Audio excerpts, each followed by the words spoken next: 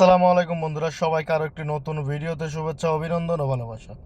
প্রিয় বন্ধুরা, আপনাদেরকে এই ভিডিওতে প্র্যাকটিক্যাল একটি বিষয় জানাতে চাই। যারা এই মুহূর্তে বাংলাদেশে টাকা পাঠাতে চান যে কোনো ওয়েতে, বিশেষ করে আপনাদেরকে অনুরোধ করবো এই মুহূর্তে কোনো প্রকার টাকা পাঠাবেন না। কেননা বাংলাদেশের যে সার্ভার, সেই সার্ভারের সমস্যার কারণে ইতিমধ্যে কিন্তু টাকা যাচ্ছে না। কেন যাচ্ছে না?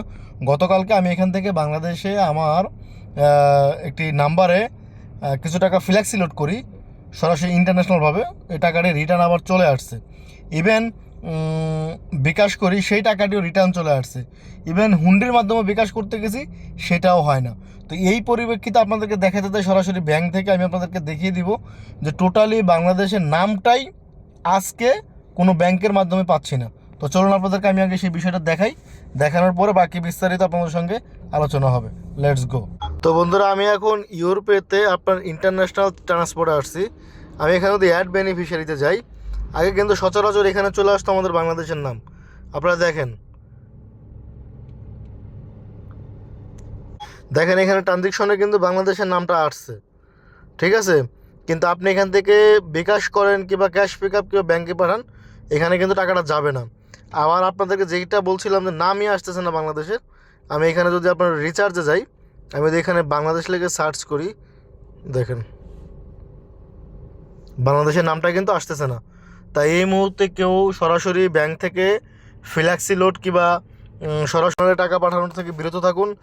ইভেন আপনি হুন্ডির মাধ্যমেও এই মুহূর্তে টাকা পাঠানো থেকে বিরত থাকাটা আমি মনে করি বেটার। এটি কিন্তু শুধু একটি অ্যাপস না, আমি আপনাদেরকে আরও একটি অ্যাপস দেখাই। দেখেন, গতকালকে আমি এই টাকাটি পাঠিয়েছিলাম, আমার এখানে নোটিফিকেশনও আছে।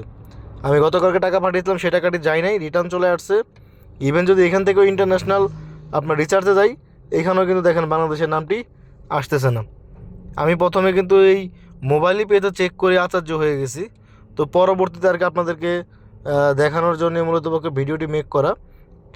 আমি গতকালকে টাকাটি পাঠানোর পরে ওই টাকাটি আবার রিটার্ন চলে আসছে। দেখেন, গতকালকে কিন্তু আমি এই টাকাটি পাঠিয়েছি, দেখেন গতকালকে পাঠিয়েছিলাম, এই টাকাটি আবার চলে আসছে, কিছু করার নেই।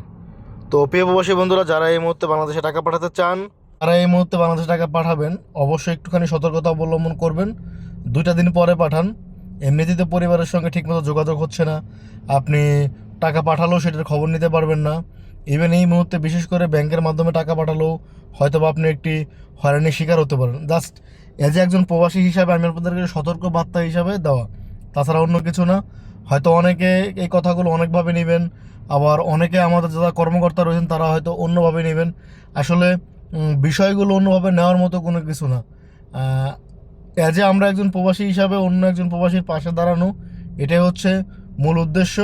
তো প্রিয় প্রবাসী বন্ধুরা, যে যেখান থেকে বসে ভিডিওটি দেখছেন, অবশ্যই ভিডিওটি শেয়ার করে অন্য একটি প্রবাসীকে দেখার সুযোগ করে দেবেন। আমি কিন্তু প্রুফ সহকারে আপনাদেরকে দেখিয়েছি, প্রুফ ছাড়া না।